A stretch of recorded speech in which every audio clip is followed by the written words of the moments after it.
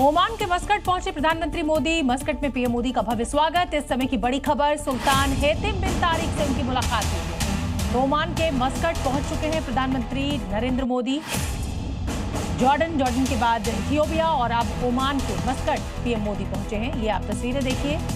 सुल्तान हेतिम बिन तारिक से उनकी मुलाकात हुई।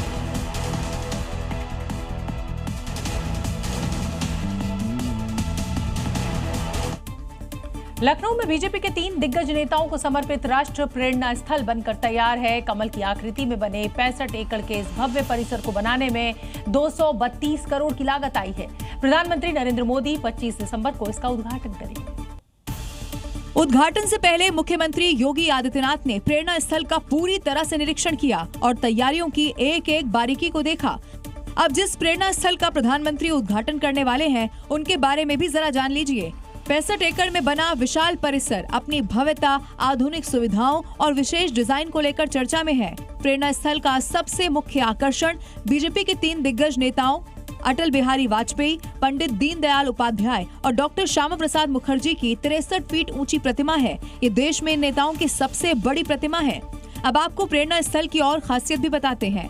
परिसर में 8 बड़े ब्लॉक हैं, जिसमें 3000 लोगों की क्षमता का एक amphi theatre, cafeteria, meditation centre, music block है। इसके साथ ही वीआईपीज के लिए एक सेफ हाउस भी बना है। बस अब इसके उद्घाटन का बेसब्री से इंतजार हो रहा है। गोवा नाइट क्लब हादसे के बाद फरार चल रहे लूथरा ब्रदर्स अब गोवा पुलिस की गिरफ्त में हैं। यानी अब फरारी खत्म और इंसाफ की बारी है।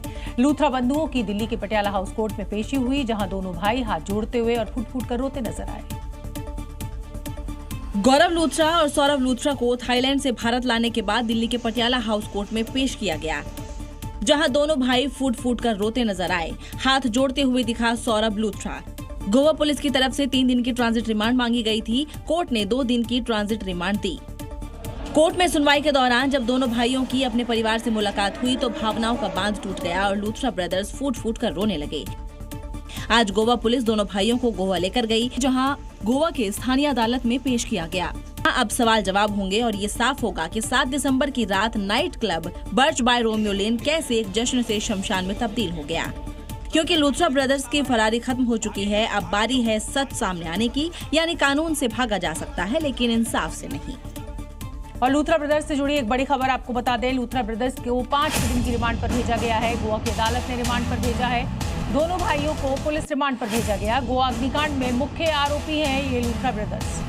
बर्च कैफे में आग लगी थी, 25 लोगों की इसमें जान गई थी। उसके बाद ये दोनों ही भाई जो है आरोपी, वो थाईलैंड फरार हो गए थे। वहां से इनको लाया गया है, गिरफ्तारी हुई है और गोवा पुलिस को ट्रांजिट रिमांड कल दी थी कोर्ट ने, और अब ये गोवा पुलिस की गिरफ्त।